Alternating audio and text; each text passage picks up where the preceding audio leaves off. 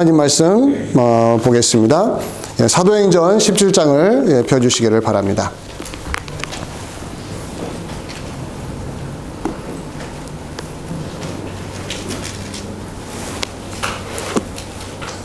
오늘 말씀 사도행전 17장입니다.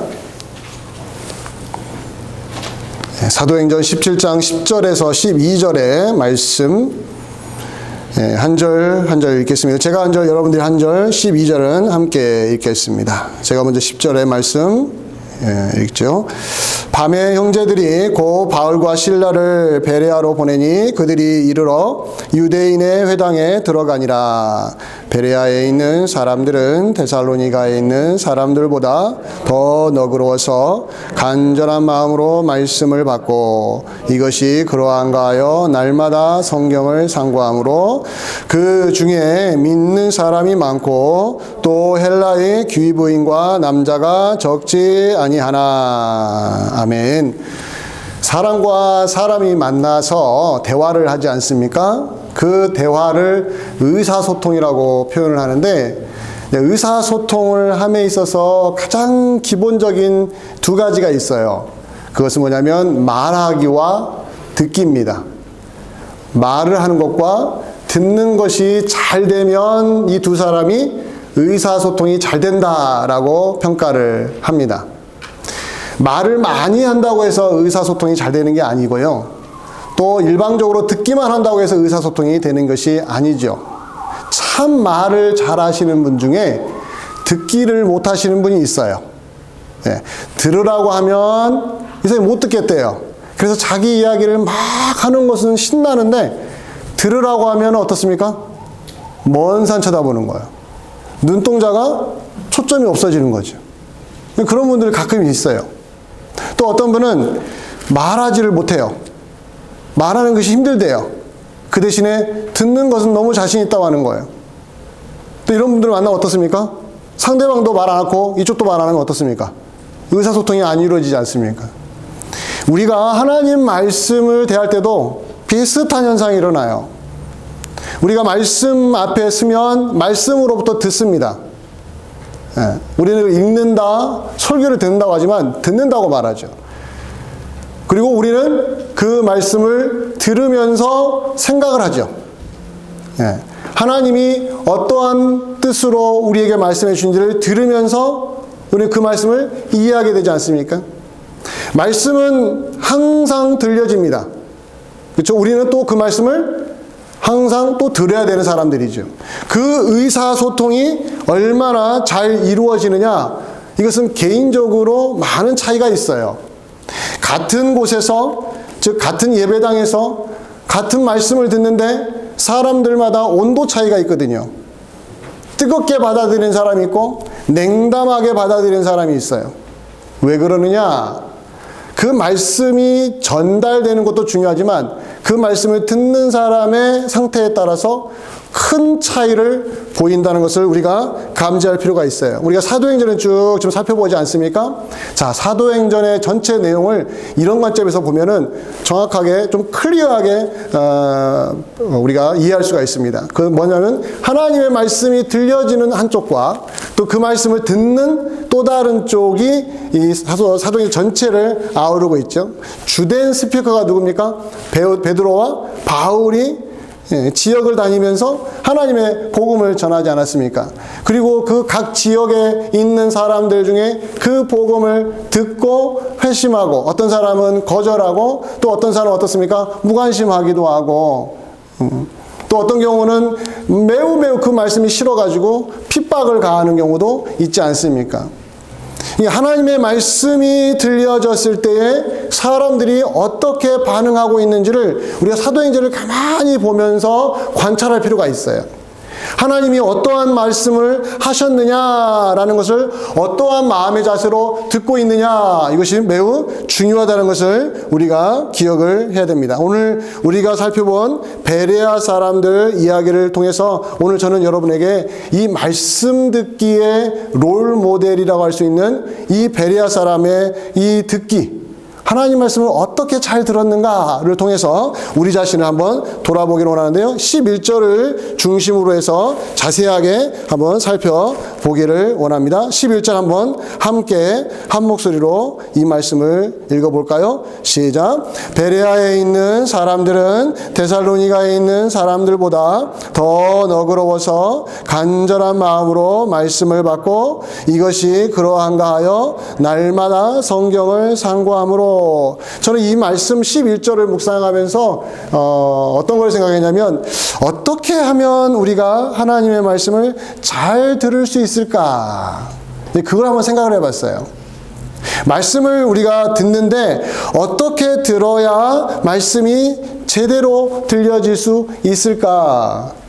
이거에서 우리가 두 가지를 한번 여러분들이 꼭 기억을 했으면 하는 마음을 갖고 있습니다. 두 가지, 말씀을 듣는데 이 두 가지가 잘 이루어져야 돼요.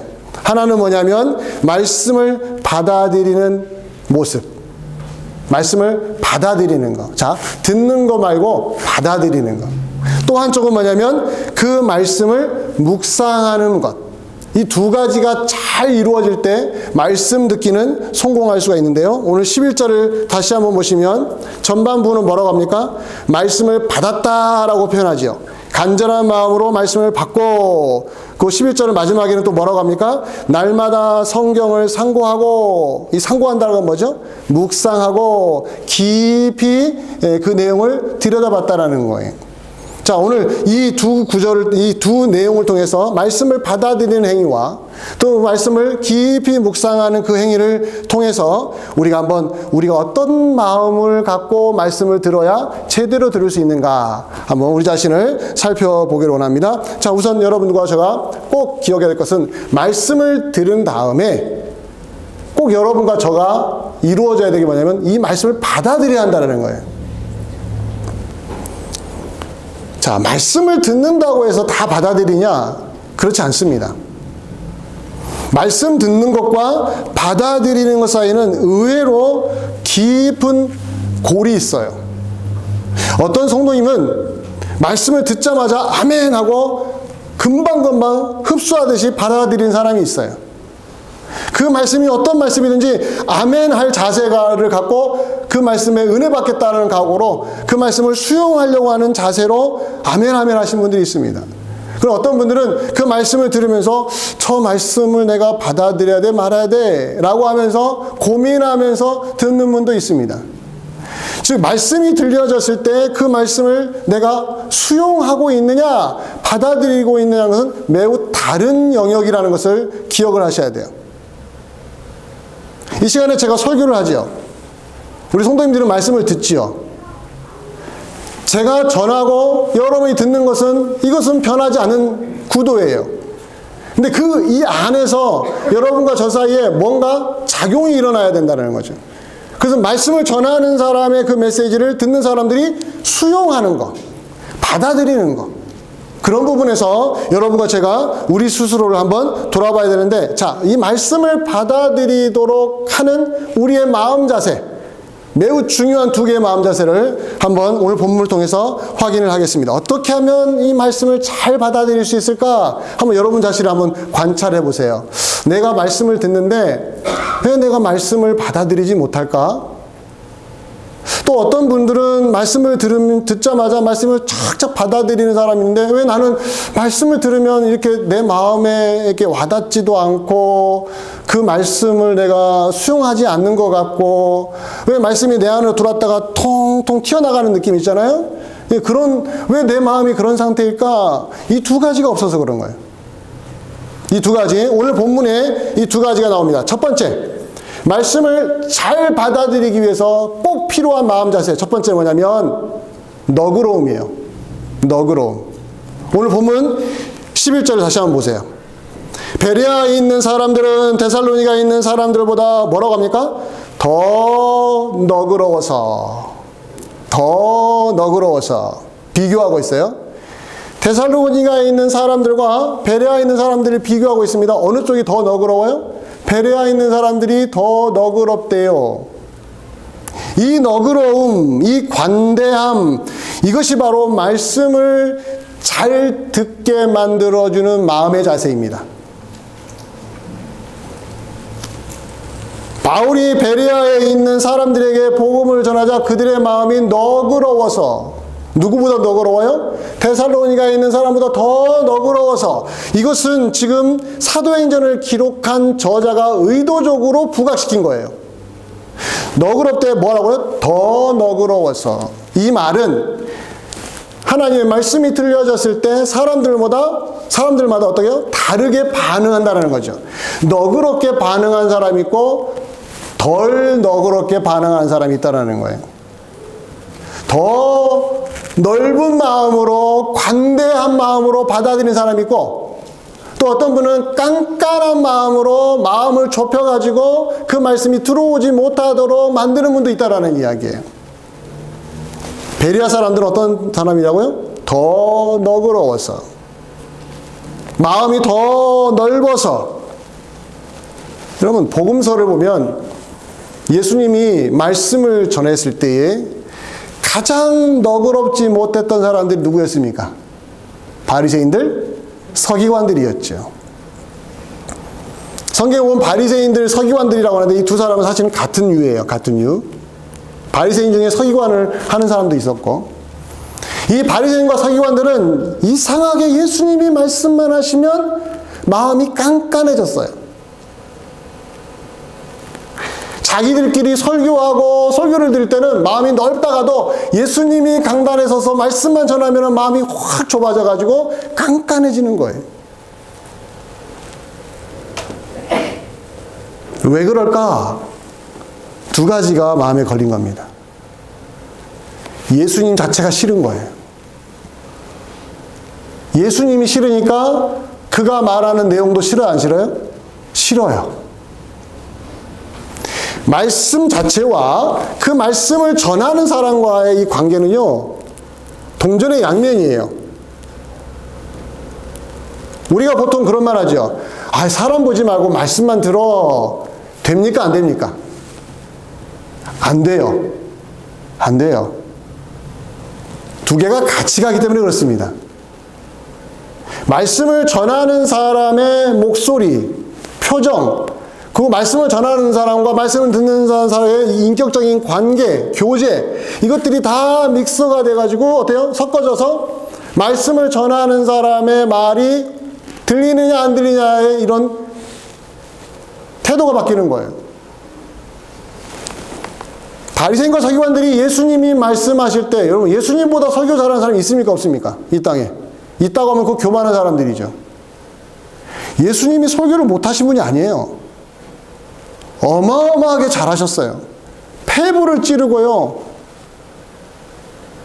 사람들의 마음이 엄청나게 많이 변화되는 역사를 일으키신 분이 예수님의 설교예요. 그 설교를 듣는데도 불구하고 바리새인과 서기관들은 어떻습니까? 마음이 깐깐해져가지고 그 말씀이 안 들리는 거예요. 왜 안 들린다고요? 누가 싫어서요?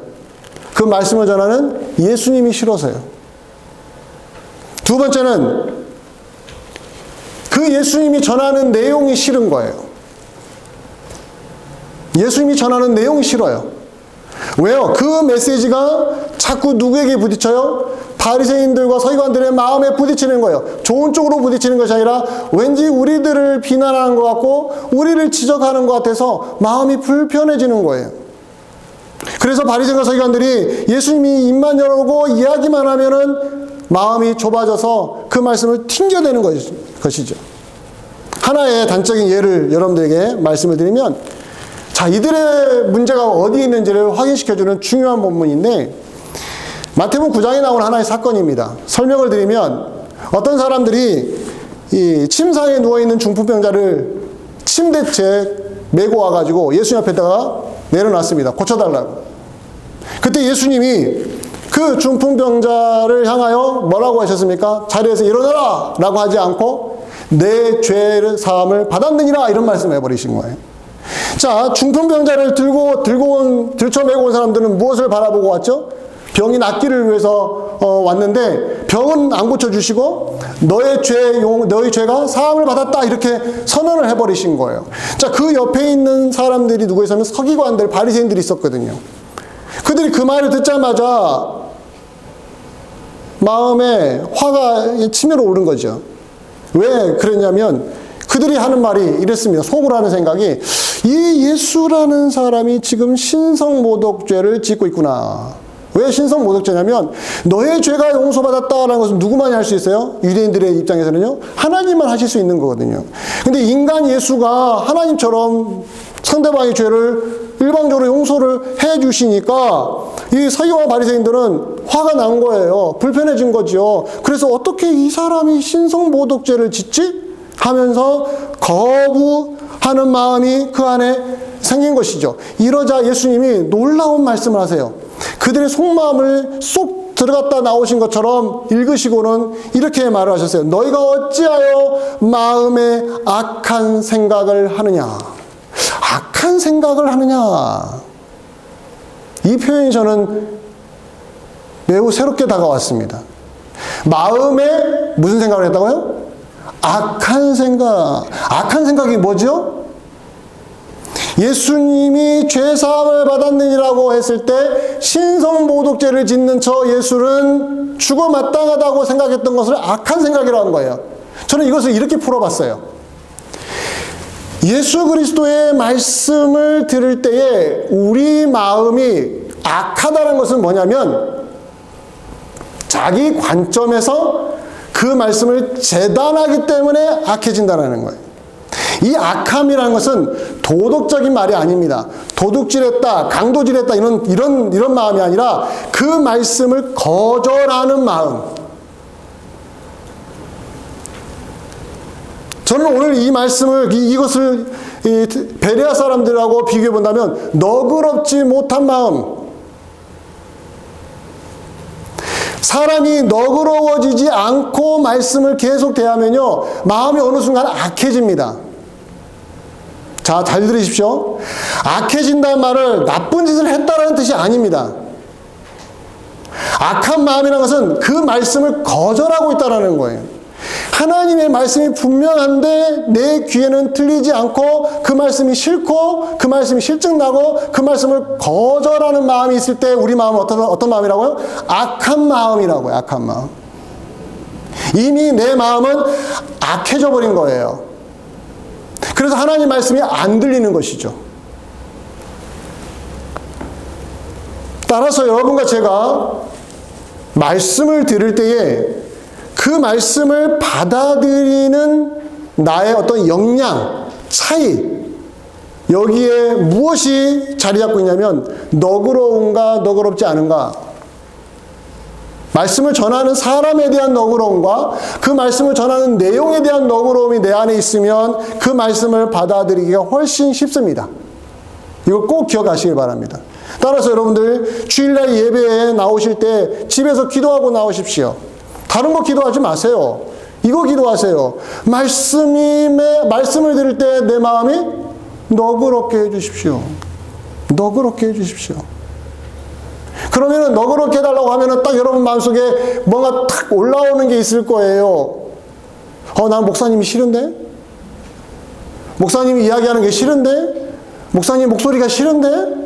난 목사님 감정이 뭐가 안 좋은데? 이게 올라와 안 올라와요? 올라와요.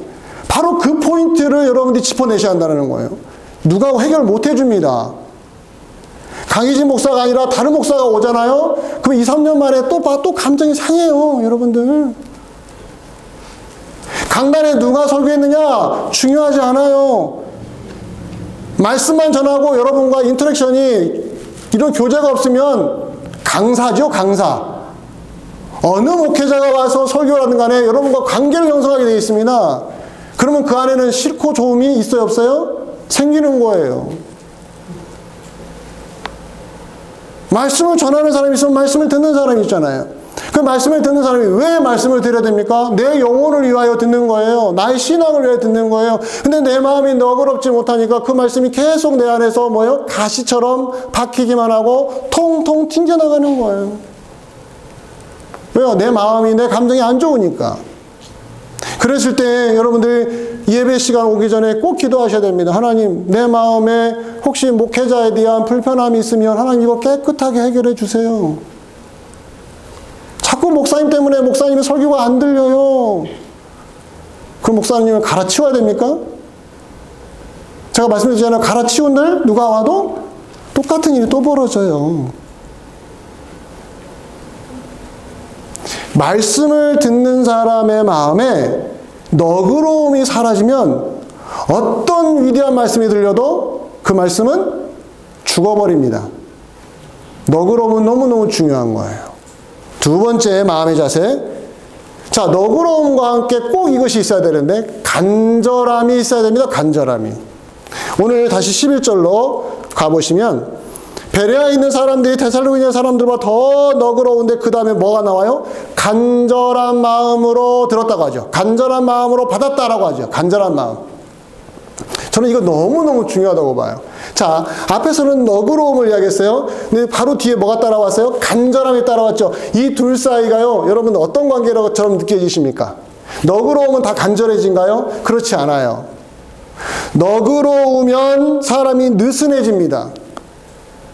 느슨해지고 느긋해지고 긴장의 끈이 풀립니다. 목사님이 무슨 말씀하셔도 아멘 아멘 하는데 간절함은 없을 수 있어요. 목사님도 좋고 목사님의 메시지도 좋고 다 좋은데 간절함이 없으면 신앙에 도움이 안 됩니다. 간절한 마음이 우리 안에 생겨야 돼요. 이 간절함은 무엇일까요? 저는 이것을 이렇게 표현해 주고 싶어요. 목마름이라고요. 목마름. 간절함은 목마름을 뜻합니다. 목이 마르다는 것은 무엇을 찾는다는 거죠? 물을 찾는다는 거잖아요. 그래서 시편 42편 1절에서 시인이 이렇게 하나님을 향한 목마름을 사슴에 비교했잖아요. 같이 한번 본문을 읽어봅니다. 42편 1절 같이 읽어봅니다. 시작. 하나님이여 사슴이 시냇물을 찾기에 갈급한 같이 내 영혼이 누구를 찾아요? 주를 찾기에 그 다음에요. 갈급합니다. 갈급하다는 것은 목마른 자의 감정 상태를, 마음 상태를 표현해 준 거죠. 목마르지 않는 사람에게는 이 갈급함은 없습니다. 목말라야만 갈급합니다. 정말 목이 마를 때 우리는 어떤 물도 마다하지 않고 먹을 수 있는 힘이 있잖아요. 사슴이, 목마른 사슴이 물을 찾아서 사방팔방을 뛰어다니고 그 물을 먹기 전까지는 쉴 수 없었던 그 사슴의 모습을 이 시편 42편을 기록한 저자는 마음에 그려본 거예요. 그런데 이것을 그냥 동물을 관찰한 것에만 그치지 않고 자기 자신에게 비유해 본 것, 적용해 본 거죠. 내가 주님을 향하여 그런 마음 상태인가? 내가 주님을 향하여 이 정도의 갈급함이 있는가? 저는 이것을 바로 오늘 베레아 사람들이 품었던 마음, 간절한 마음으로 말씀을 듣고 받아들였다라는 것이죠. 목마름이 있는 성도에게 말씀이 들려지면 그 말씀은 꿀처럼 답니다. 저는 이 부분을 누누이 여러분들에게 말씀을 드렸습니다. 가장 흔한 비유가 뭐였습니까? 아무리 진수성찬을 차려놔도 배고프지 않은 사람에게는 그 음식이 좋아 보이지 않는다고요.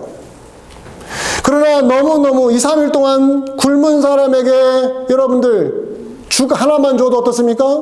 허겁지겁 먹으면서 뭐라고 그래요? 끝에 다 먹고 나서 뭐라고 그래요? 너무너무 맛있다고 하죠. 우리의 영적인 상태가 그렇습니다. 베레아 사람들이 데살로니가 사람들보다 이러한 영적인 갈증이, 이 영적인 갈급함이 더 컸다라는 거예요. 이 말은 같은 교회에서 같이 신앙생활하고 같은 예배를 드리는 성도님 사이에서도 이런 차이가 얼마든지 일어날 수 있다라는 것입니다. 말씀에 대한 갈증이 없는 성도님들이 많아질수록 교회는 영적으로 피폐해집니다. 그러나 말씀을 들을 때마다 그 갈급함이 있는 성도님들이 많아지면 많아질수록 교회는 영적으로 부흥하게 되어 있습니다. 이 부분에서 교회가 끊임없이 고민해야 됩니다. 그래서 다시 한번 여러분들에게 이런 부탁을 드립니다. 예배당에 오기 전에 너그러운 마음을 달라고 기도하라고 했지 않습니까? 두 번째는 간절한 마음을 달라고 기도해 주시길 바랍니다. 간절한 마음으로. 저는 목사님하고 감정이 좋고요. 관계도 좋아요. 그러나 간절함이 없음으로 인해서 내 마음의 끈이 풀어져서 그 말씀이 다 어디론가 새버립니다. 이건 너무너무 무서운 일이에요. 한 번, 두 번이 아니라 매 주일마다 이런 일이 반복되면 내 영혼이 어떻게 돼요? 피폐해지는 거예요. 말씀을 들을 때에 그 듣는 사람들의 마음에 이 두 가지가 있다면 말씀을 제대로 받아들인 사람들입니다. 너그러운 마음과 또 무슨 마음이에요? 간절한 마음. 나에게 있는가? 매 주일마다 말씀을 들을 때마다 체크하시고 또 체크하십시오. 여기서 끝나면 안 됩니다. 한 단계 더 가야 됩니다. 이렇게 말씀을 받아들이는 우리의 마음이 너그러워지고 간절해지는데 거기서 끝나버린 사람들이 오히려 많아요. 하나 더 가야 됩니다. 이 말씀이 자기 것으로 바뀌어야 됩니다. 말씀을 달갑게 받아들이긴 하는데 자기 것이 안 된 채로 그 말씀이 끝나버리는 경우가 너무 많거든요. 말씀이 자기 것이 돼야 됩니다. 이 자기 것이 되기 위해서 오늘 본문에서는 또 두 가지를 가르쳐 줍니다. 자, 오늘 본문 다시 11절을 보시기 바랍니다. 간절한 마음으로 말씀을 받고 그 다음에 뭐라고 합니까? 이것이 그러한가 하여 날마다 성경을 상고했다. 이 부분에서 이 말씀이 자기 것이 되기 위하여 우리에게 무엇이 필요한지를 가르쳐주고 있다는 거예요. 그럼 두 가지 기억하십시오. 말씀을 듣습니다. 그 말씀을 너그러운 마음과 간절한 마음으로 내가 수용을 합니다. 근데 그 수용한 말씀이 내 안에서 체화되고 내 인격에 스며들고 녹아내리지 못하는 이유는 이 두 가지가 없기 때문에 그러는 거예요. 이 두 가지가 생기면 이제 이 말씀이 내 말씀이 되는 것입니다. 두 가지가 뭐냐면 첫 번째는 확신이에요. 확신이 생겨야 돼요. 자, 11절 다시 보세요. 이것이 그러한가 하여 날마다 무엇을 상고했다고요? 성경을 상고했다고 하죠. 이것이 과연 그러한가? 어떻습니까? 의심하는 것 같습니까? 말씀을 들었는데 저 말씀을 믿기 어려워. 그래서 저 목사님이 이상한 소리 했을 거야 하고 성경을 보면서 저 말씀이 무조건 틀렸어라는 것을 확인하기 위해서 성경을 읽었나요? 그런 뜻이 아니죠. 이 말씀이 그러한가? 라는 것은 확신을 갖기 위해서 한 거예요. 확신을 갖기 위해서. 이 말씀이 들려졌을 때 마음을 움직였습니다. 저 말씀이 너무 맞아요. 그런데 집에 가서 고민해 보는 거죠. 그 말씀이 맞는데 다시 한번 성경을 통해 내가 한번 확인을 해보겠다.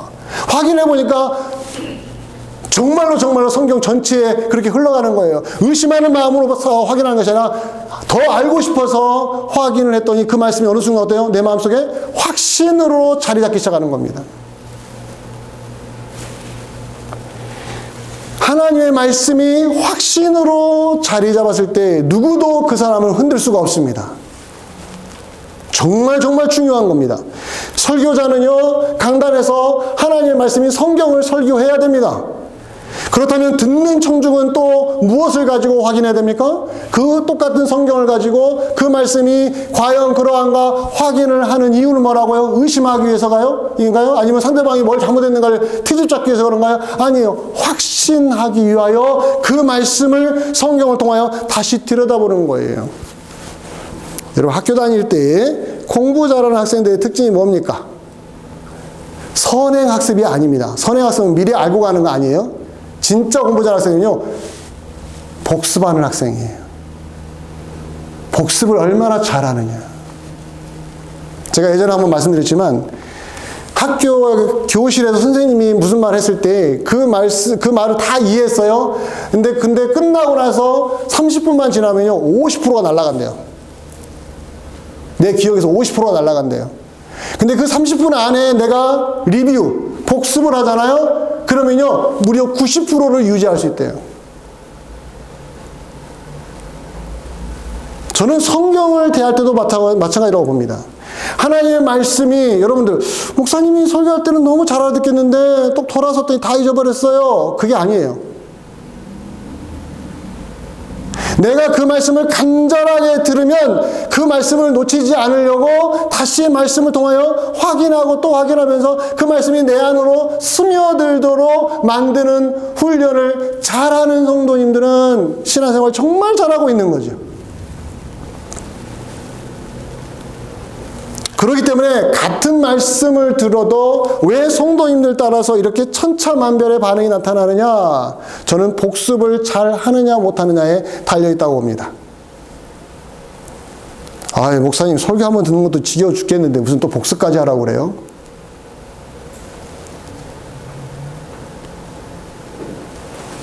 그런 자기 영혼을 망치는 겁니다.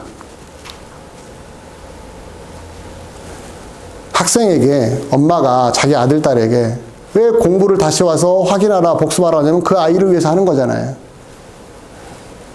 근데 엄마한테 그러는 거예요. 엄마, 학교 선생님 말씀 것도 너무너무 지겨운데 또 공부하라고? 그럼 그 아이 머릿속에 뭐가 사라져요? 그 지식이 사라져요. 하나님 말씀을 들을 때 똑같은 적용을 할 수가 있습니다. 여러분의 영혼을 위하여 다시 들여보라는 거예요. 들여다보라는 거예요. 그 말씀에 대한 간절함이 내 안에 있으면 복습을 또 합니다. 말씀에 대한 간절한 목마름이 있는 성도님들은 그 말씀을 또 들여다보려고 합니다. 아, 저 설교 한 번 들은 것도 지겨워 죽겠는데 또 가서 또 비디오로 또 들으라고요? 또 복습하시라니까요. 오늘 당장 복습 안 해도 돼요. 수요일 한번 또 들어보시고, 주일 전에 한번 또 들어보시고, 그러면서 여러분의 영혼을 체크하라는 것이죠. 우리의 영혼을. 내가 말씀에 대해서 얼마나 간절한가, 나 자신을 들여다보면 좋습니다. 아니, 드라마는 재탕, 3탄까지 보시는 분들이 너무 많은데, 어떤 분은 대사까지 다 외운대요. 아니, 어떤 드라마가 그렇게 좋은가? 3번, 4번, 어떤 분은 막 10번씩 봤다라는 거예요. 근데 그분이 교회를 다니는데, 말씀을 한 번 더 들어본 적이 없는 분들이죠. 이래버리면 우리 영혼이 어느 순간 메말라지는 거예요. 두 번째, 확신이 우리 안에 있을 때 그 말씀이 체화된다고 했잖아요. 우리 것으로 된다고 했잖아요. 두 번째는 꾸준함이 있어야 됩니다. 끈기. 이게 마지막 부분인데 끈기가 있어야 돼요. 그래서 오늘 11절을 한번 보시기 바랍니다. 11절에 이것이 과연 그러한가 들여다보면서 날마다 성경을 상고했다고 하죠. 날마다. 하루도 빼지 않고 날마다 그 말씀을 들여다보고 또 들여다보고 또 듣고 또 들었다라는 이야기죠. 날마다. 저는 여기에서 꾸준함을 본 거지요. 그래서 시편 1편 2절에서 이렇게 말하지 않습니까? 시편 1편 2절에 이 말씀을 같이 한번 읽어봅니다. 시작. 오직 여호와의 율법을 즐거워하여 그 율법을 뭐라고요? 주야로 묵상하는 자도다. 주야로 밤낮을 가리지 않고 묵상하는 사람이 정말로 여호와의 율법을 즐거워하는 사람이다. 그 영혼이 어떻게 되겠습니까? 시냇가에 심은 나무처럼 열매가 풍성하게 열리지 않겠습니까? 공짜는 없습니다, 여러분들. 이상 우리 신앙생활 할 때 너무 공짜를 좋아하는데 왜 은혜도 공짜로 받았으니까 다 공짜로 하려고 그래요. 이거 되게 못된 습관이거든요. 은혜는 공짜로 주어지는 이거 뭡니까? 우리가 그 은혜가 아니고는 구원받을 수 없으니까. 근데 은혜를 받아놓고 어떻습니까? 계속 공짜를 요구한다면, 노력을 하지 않는다면 그 영혼은 피폐해지는 거예요. 그래서 여호와의 율법을 즐거워하는 사람은 주야로 묵상하는 사람이 되는 것이죠. 바울은 디모데에게 이 말씀을 그대로 받아들여서 디모데후서 4장 2절에 이런 이야기를 해 주었습니다. 같이 한번 또 4장 2절을 읽어봅니다. 시작. 너는 말씀을 전파하라. 때를 얻든지 못 얻든지 항상 힘쓰라. 범사에 오래 참음과 가르침으로 경책하며 경계하며 권하라. 여기에 보면 말씀을 전파하되 뭐라고? 때를 얻든지 못 얻든지 항상 힘쓰라는 거 뭐예요? 말씀을 항상 가까이 하라는 뜻이거든요. 디모데에게 이런 요구를 했다는 건 뭐냐면 디모데가 가르치는 교회 성도님들에게도 그렇게 하라고 가르치라는 것이죠. 말씀과의 거리를 좁히고 말씀을 항상 가까이 하는 훈련을 쌓았을 때 그 말씀이 우리 안에 녹아들기 시작하는 것입니다. 이 꾸준함. 그래서요, 꾸준한 성도님들은 너무너무 귀해요. 교회에서. 헌신하는 분도요, 꾸준하게 헌신하는 분들이 귀합니다. 갑자기 은혜 받았다고 헌신한 분이요, 불안해요. 불안해요. 왜요? 한 달 헌신한 다음에 이런 단어 쓸게요. 때려치워요. 너무 속상해요. 꾸준함이 없어요. 그런데 말씀 앞에서도 꾸준하지가 않아요. 감동이 오면은 며칠은 성경을 봅니다. 또 말씀 잘 듣습니다. 그래도 어떠세요? 마음이 또 꾸준하지 않으니까 제자리로 돌아가는 거예요. 그 다음부터는 남을 탓하지요. 내 마음에 간절함도 없어졌고 내가 그 말씀을 확신하게 해서 복습도 안 해보고 그런 영혼에게 하나님이 한번 은혜를 주셔서 그 말씀이 충격적으로 와닿아가지고 와 말씀이 살아있네 했는데 꾸준하지 않으니까 어때요? 얘는 누군가를 탓하고 싶은 거죠. 교회 환경이 안 좋다느니, 목사님이 변했다느니, 교회 분위기가 달라졌다느니, 찬양이 안 좋다느니, 기도하는 사람의 마음, 기도하는 사람의 목소리 들으니까 또 뭐 마음이 상하다느니, 그런 여러 가지 막 복합적인 게 내 안에 확 자리 잡고는 어떻습니까? 나는 문제 없고 누가 문제 있는 거예요? 교회가 다 문제인 거예요. 바로 거기에서 무슨 일이 벌어져요? 내 안에는 말씀에 대한 꾸준함이 없는 내 자신을 보지 못하고 끊임없이 누군가에게 책임을 전가하고 싶은 마음만 내 안에 커져버리니 그런 상태에서 또 말씀을 듣기 위해서 교회에 오니 그 교회가 지옥이겠습니까? 천국이겠습니까? 천국 문턱도 못 가요. 내 영혼이 살아야 됩니다. 사랑하는 성도 여러분, 여러분이 사셔야 돼요. 옆에 있는 분이 사느냐 죽느냐 이것보다 내 영혼이 먼저 사는 게 중요합니다. 내가 살아야 돼요. 내가 하나님 말씀 앞에 살아야 돼요. 그래야 나눠줄 수가 있어요. 누군가에게. 그것이 남에게로 흘러 들어가게 되어 있습니다. 따라서 여러분들에게 정말 간절히 말씀을 드립니다. 말씀을 듣는 것은 교회에 오니까 어쩔 수 없이 듣는 시간이 아니라 신앙의 생명이라고 기억하시길 바랍니다. 말씀을 듣는 것은 신앙의 생명을 유지하는 것이고 그 생명을 활성화시키는 것이고 그 생명이 약동하도록 만들어주는 시간이 말씀을 듣는 시간입니다. 근데 그 말씀을 듣는 내 마음 상태가 너그럽지 못하고 간절하지 못하다면 기도하시기를 바랍니다. 너그러워지게 하나님 도와주시옵소서. 간절한 마음 먹게 도와주시옵소서.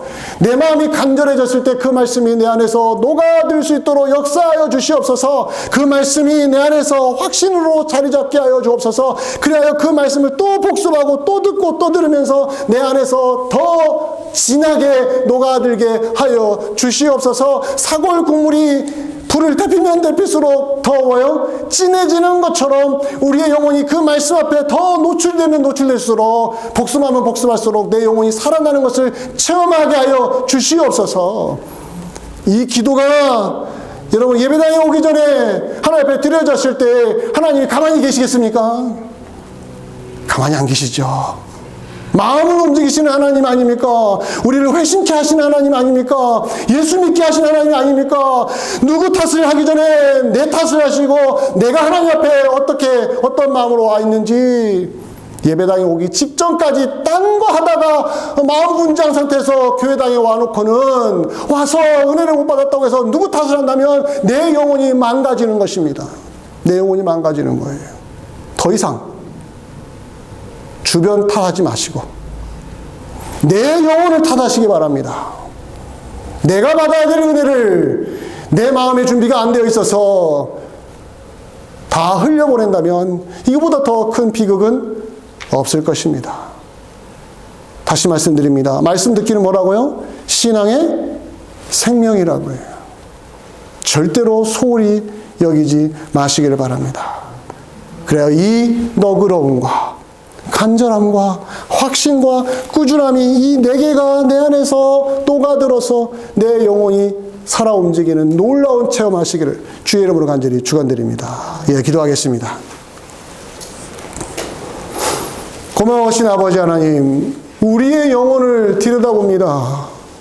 우리의 신앙생활이 참으로 오래되었고 매주일 꾸준하게 말씀을 듣고 있는데도 불구하고 혹시나 내 마음속에 그 간절함과 그 목마름은 없어지고 혹시 냉혹함과 냉정함만이 자리 잡고 있는 것은 아닌지 우리를 돌아보게 하여 주시옵소서. 우리에게 간절함을 주시옵소서. 성령께서는 우리에게 간절함을 주시는 분인 줄로 믿습니다. 우리 교회 이스트베이 한빛교회를 출입하는 모든 성도들 한 영혼 한 영혼이 하나님 말씀에 대한 갈급함과 그 복습하고 싶은 마음과 듣고 또 들으며 내 영혼이 그 말씀으로 완전히 뒤바뀌는 놀라운 체험을 하는 성도님들로 가득 채워지게 우리 하나님 역사하여 주시옵소서. 예수 그리스도 이름으로 기도하옵나이다. 아멘.